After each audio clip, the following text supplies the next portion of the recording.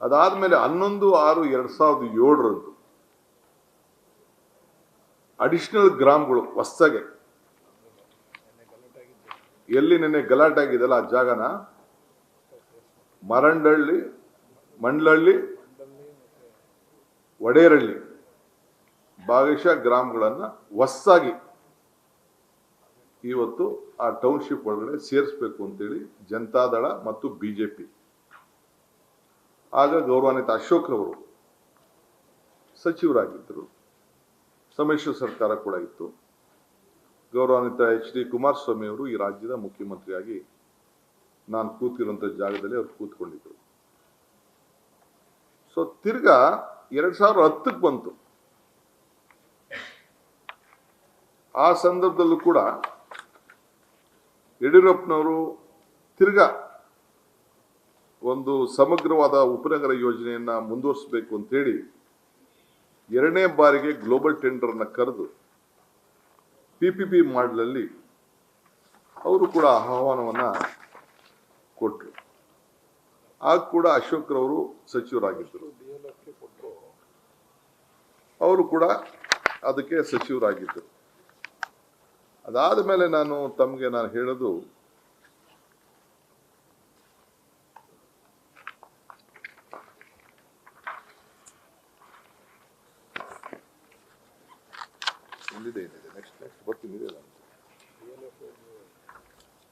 ಅದಾದ್ಮೇಲೆ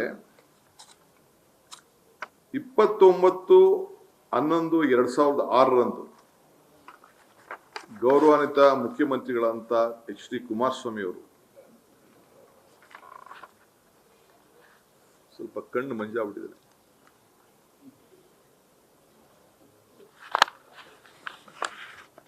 ಈ ಭೂಮಿಯನ್ನ ಇದು ಗಮನದಲ್ಲಿಟ್ಕೊಳ್ಬೇಕು.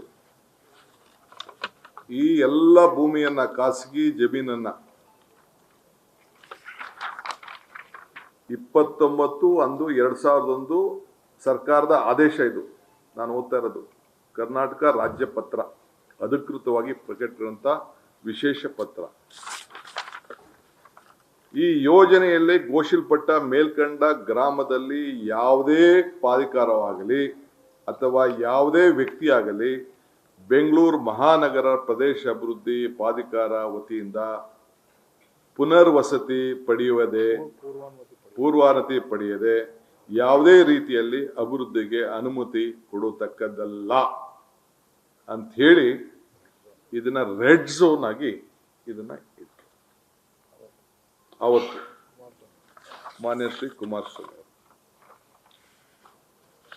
ಇದ್ರಲ್ಲದೆ ಈ ಭೂಮಿಗಳಲ್ಲಿ ಗ್ರಾಮ ಠಾಣಾ ಪ್ರದೇಶದಲ್ಲಿ ಕೂಡ ಹಳ್ಳಿಗಳನ್ನು ಕೂಡ ವಸತಿ ವಾಣಿಜ್ಯ ಆಸ್ತಿಗಳನ್ನು ಕೂಡ ನಗದು ನೀಡುವ ಪರಿಹಾರ ಕೂಡ ಘೋಷಣೆ ಮಾಡಿ ಆ ಹಳ್ಳಿಗಳ ಮನೆಗಳನ್ನು ಕೂಡ ಯಾರು ಬದುಕನ್ನ ಕಟ್ಕೊಂಡಿದ್ದಾರೆ, ಯಾರೋ ತಲೆತಾಲೆಯಿಂದ ಅಲ್ಲಿದ್ದಾರೆ, ಆ ಮನೆಗಳನ್ನ ಸೇರಿ ಅವನ್ನ ಒಕ್ಕಲೆಬ್ಬಿಸ್ಲಿಕ್ಕೆ ಆದೇಶವನ್ನ ಹೊರಡಿಸಿದ್ರು.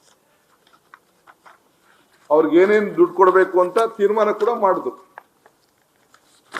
600 ಅಡಿ ಮನೆ ಇದ್ರೆ 9,000 ಅಡಿ ಕೊಡಬಹುದು, 600 ಚದರ ಇಂದ 9,000 ಇದ್ರೆ 1,200 ಅಡಿ ಕೊಡಬೇಕು. ಸೊ ಹಂಗಂತೇಳಿ ಅವ್ರದೇ ಆದಂತ ವಿವರಗಳನ್ನ ಕೊಟ್ಟು 2,400 ಅಡಿ ಮೇಲಿರುವಂತ ನಿವೇಶನ ಮನೆ ಇದ್ರೆ ಅವ್ರಿಗೆ 3,000 ಕೊಡ್ಬೋದು ಅಂತ ಹೇಳಿ ಅವರೇ ತೀರ್ಮಾನ ಕೂಡ ಮಾಡಿದ್ರು. ಅದಲ್ಲದೆ ಪ್ರೈವೇಟ್ ಡೆವಲಪರ್ DLFಗೆ ಪತ್ರ ಕೂಡ ಬರ್ಸಿದ್ರು. ಅವರು ಏನು, ನೀವು ಜಾಗ ಇದೆ, ನೀವು ಬನ್ನಿ, ರಿಯಲ್ ಎಸ್ಟೇಟ್ ಅಂತ ಹೇಳ್ತಾರಲ್ಲ ನಮ್ಮ ಅಣ್ಣ, ಜಾಗತಿಕ ಟೆಂಡರ್ ಕರೆದು ಆ DLF ಅವ್ರ ಹತ್ರ ದುಡ್ಡು ಕೂಡ ಕಟ್ಸ್ಕೊಂಡ್ರು. ಪಾಪ 400 ಕೋಟಿ ರೂಪಾಯಿ. ಯಾರು 16/11/2007 ಟಿವಿಲೇ ಹೇಳಿದ್ದಾರೆ ಪಾಪ, ಡೆಲ್ಲಿಯಿಂದ ಆರೋಗ್ಯ ಕೆಟ್ಟ ಕೂಡ ಪಾಪ ಟಿವಿಯಿಂದನೇ ಹೇಳಿದ್ದಾರೆ. ನಾನೇ 8,000 ಕೂಡ ಕೇಳಿದ್ದೀನಿ ಆ ರೈತರಿಗೆ ಅಂತ ಹೇಳಿದ್ದೆ. ಡೆವಲಪ್ಡ್ ಏರಿಯಾದಲ್ಲಿ 8,000 ಅಡಿ ಕೂಡ ಕೇಳಿದ್ದೀನಿ ಅಂತ ಅಂದ್ಬಿಟ್ಟು ಪಾಪ ಟಿವಿಲೂ ನಾನು ಅದನ್ನ ಗಮನಿಸಿದ್ದೆ. ನಾನು ಆಗ ರೈತನಿಗೆ 22 ಲಕ್ಷ ರೂಪಾಯಿ ಇಂದ ಕೃಷಿಗೆ ಭಾಗ ಆಯಿತು 25 ಲಕ್ಷ ರೂಪಾಯಿವರೆಗೂ ಕೂಡ ಕೊಡಬೇಕು ಅಂತೇಳಿ ಅವರು ಜಮೀನಿಗೆ ಫಿಕ್ಸ್ ಮಾಡಿದ್ರು. ಇದು ಸರ್ಕಾರದ ಆದೇಶ ಕೂಡ ಇಲ್ಲಿದೆ. ಅವ್ರಿಗೆ 8,000 ಅಡಿ ಕೊಡಬೇಕು ನೀವು ಪರಿಹಾರ ಕೂಡ ಅಂತೇಳಿ ಅವ್ರಿಗೆ ತಿಳಿಸಿದ್ದಾರೆ. ಇದಕ್ಕೆಲ್ಲ ಸರ್ಕಾರದ ಅಧೀನ ಕಾರ್ಯದರ್ಶಿಗಳು ಕೇಳಿ ಯಾರ ಸರ್ಕಾರದ ಏನು ಮುಖ್ಯಮಂತ್ರಿಗಳು ಏನು ಅವರ ಆದೇಶ ಮೇರೆಗೆ ಆದೇಶ ಕೂಡ ಅವರು ಮಾಡ್ಕೊಂಡು ಬಂದಿದ್ದಾರೆ. DLFಗೆ ಒಂದು ಲೆಟರ್ ಕೂಡ ಬರೆದು ನೀವು ನಮಗೆ ಸೆಕ್ಯೂರಿಟಿ ಡಿಪಾಸಿಟ್ ಕಟ್ಟಬೇಕು, ಒಟ್ಟು ಸುಮಾರು 100 ಕೋಟಿ ಒಂದು ಕಡೆ 200 ಒಂದು ಕಡೆ ಒಟ್ಟು ಸೇರಿ 300 ಕೋಟಿ 15 ದಿನದೊಳಗೆ ಕೊಡಬೇಕು ಅಂತೇಳಿ 100 ಕೋಟಿ ಫಿಕ್ಸೆಡ್ 300 ಕೋಟಿ ಪೇ 15 ದಿನದಲ್ಲಿ ನೀವು ಕಟ್ಟಬೇಕು ಅಂತೇಳಿ ಅವ್ರಿಗೆ ಲೆಟರ್ ಆಫ್ ಇಂಡೆಂಟ್ ಮಾಡಿ ನೀ 15 ದಿನದಲ್ಲಿ ಅಗ್ರಿಮೆಂಟ್ ಮಾಡ್ಕೋಬೇಕು ಅಂತೇಳಿ ಮಾಡಿದ್ದಾರೆ. ಇದು ನಾನು ಮಾಡೋದ್ನ ಈ ರಿಯಲ್ ಎಸ್ಟೇಟ್ ದಂಧೆ ಅಣ್ಣ ಅಪ್ಪಾಜಿ ಯಾರು ಇದನ್ನ ಮಾಡಿದ್ದು? ಯಾರಿಗೆ ಇದನ್ನ ಹೇಳ್ತಾ ಇದ್ದೀರಿ ನೀವು? ಯಾವ ಹೋರಾಟ? ಎಲ್ಲಿ ರೈತರು? ಯಾವ ರೈತರು? ಯಾರು ನಿಮ್ಮ ಬದುಕಿಗೆ ರಾಜಕಾರಣ ಬದುಕಿಗೆ ಯಾರು ನಿಮ್ಗೆ ಶಕ್ತಿಯನ್ನು ಕೊಟ್ಟರು? ಈ ದೇಶವನ್ನ ಗೌರವದಿಂದ ನಿಮ್ಮನ್ನ ಆ ಸ್ಥಾನದಲ್ಲಿ ಕುಣಿಸಿದ್ರು. ಅವರ ಮನೆಗಳನ್ನ ಅವರ ಬದುಕನ್ನ ಅವರ ಆಸ್ತಿಗಳನ್ನ ಕಿತ್ಕೊಳ್ಳಿಕ್ಕೆ ನೀವು ಮಾಡಿದಂತ ಸಂಚು ರೂಪ ಎಷ್ಟು ದಿನ ನೀವು ಮುಚ್ಚಿಡಕ್ಕಾಗ್ತದೆ? ಎಷ್ಟು ಸುಳ್ಳು ಹೇಳಲಿಕ್ಕಾಗ್ತದೆ?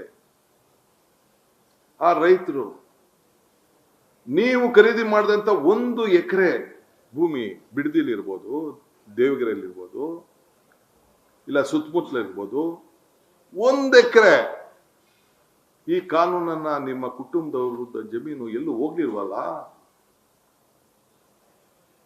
ಈ ಭೂಮಿಯ ಮಕ್ಕಳು ರೈತರ ಮಕ್ಕಳದಲ್ವೇ? ನೀವು ರೈತರಲ್ವೇ? ಇದೇ ಟೌನ್ಶಿಪ್ ಅಲ್ಲಿ ನಿಮ್ಮ ಕುಟುಂಬದವರು 30 ಎಕರೆ ಖರೀದಿ ಮಾಡ್ಕೊಳ್ಳಿಲ್ವೇ? 36 ಎಕರೆ ಏನ್ ಪತ್ರ ಬರೆದ್ರು ಅಕ್ಕ ಅವರು? ನಾನು ಬೇಡ, ಈಗ ನನ್ನ ಅಕ್ಕಂತಾರ ಬೇಡ. ಆ ರೈತರ ಜಮೀನು ನೀನು ಯಾರು ಮಾರಲೂಬಾರ್ದು. ನೀನು ಕಷ್ಟಕ್ಕೆ ಅವನ ಪಾಪ ಕಷ್ಟಕ್ಕೆ ಮದುವೆ ಮಾಡೋರ್ಗೆ ಮುಂಜಿ ಮಾಡೋರ್ಗೆ ಅವ್ರಿಗೇನಾದ್ರು ಬದುಕನ್ನ ಕಟ್ಕೊಳ್ಲಿಕ್ಕೆ ಏನು ಮಾಡಬಾರ್ದು ಅಂತೇಳಿ ರೆಡ್ ಝೋನ್ ಹಾಕಿ ಈ ತೀರ್ಮಾನ ಮಾಡಿದ್ದು ಇಡೀ ರಾಜ್ಯದ ಇತಿಹಾಸದಲ್ಲಿ ಇದೇ ಮೊದಲನೇದು. ಯಾರಿಗೆ? ಯಾರನ್ನ ಮುಖ್ಯಮಂತ್ರಿ ಮಾಡಿದ್ರು, ಯಾರನ್ನ ಪ್ರಧಾನಮಂತ್ರಿ ಮಾಡಿದ್ರು, ಯಾರನ್ನ ಸಬ್ಸಿಡಿ ಮಾಡಿದ್ರು, ಅವರ ಭೂಮಿಗೆ ನೀವು ಮಾಡಿದಂತ ಮುನ್ನುಡಿನ ನಾನು ನಿಮ್ಮ ಮಾರ್ಗದರ್ಶನದಲ್ಲಿ ನಾನು ಕೆಲಸ ಮಾಡ್ತಾ ಇದ್ದೀನಿ. I am your successor, not A political successor. Constitution ಅಲ್ಲಿ ನನಗೆ ಕೊಟ್ಟಂತ, ನಮ್ಮ ಪಕ್ಷ ಕೊಟ್ಟಂತ ಜನ ಆಶೀರ್ವಾದದಲ್ಲಿ ನಾನು ನಿಮ್ಮ ಸಕ್ಸೆಸರ್. ನೀವೇನ್ ತೀರ್ಮಾನ ಮಾಡಿದಿರಿ, ನಿಮ್ಮ ತೀರ್ಮಾನಕ್ಕೆ ನಾನು ಬದ್ಧನಾಗಿದ್ದೇನೆ. ನಿಮ್ಮ ಆದೇಶನ ಪಾಲನೆ ಮಾಡ್ತಾ ಇದ್ದೇನೆ. ನಿಮ್ಮ ಸಿಗ್ನೇಚರ್ಗೆ ನಾನು ಗೌರವ ಕೊಡ್ತಾ ಇದ್ದೇನೆ. ನಾನು ನಿಮ್ಮ ನೋವನ್ನ, ನಿಮ್ಮ ಸಂತೋಷವನ್ನ, ನಿಮ್ಮ ಚಿಂತನೆಯನ್ನ ಇಡೀ ವಿಶ್ವ ದರ್ಜಕ್ಕೆ ಈ ಬೆಂಗಳೂರು ನಗರವನ್ನ, ನಿಮ್ಮ ರಾಮನಗರವನ್ನ, ನಮ್ಮ ಬೆಂಗಳೂರು ದಕ್ಷಿಣ ಜಿಲ್ಲೆಯನ್ನ ಪಾಪ ಹಾಸನದಿಂದ ಬಂದು ಇಲ್ಲಿ ರಾಜಕಾರಣ ಮಾಡಿ ಇಲ್ಲಿ ಒಳ್ಳೇದಾಗಬೇಕು ಅಂತೇಳಿ ಜನ ಆಶೀರ್ವಾದ ಮಾಡಿ ಏನು ನೀವು ಆಲೋಚನೆ ಮಾಡಿದ್ರಿ ಅದನ್ನ ಮುಂದುವರಿಸ್ತಾ ಇದ್ದೇನೆ. ನ್ಯೂಸ್ ಫಸ್ಟ್, ನಿರ್ಭೀತಿಯಿಂದ ನಿಮ್ಮ ಪರವಾಗಿ.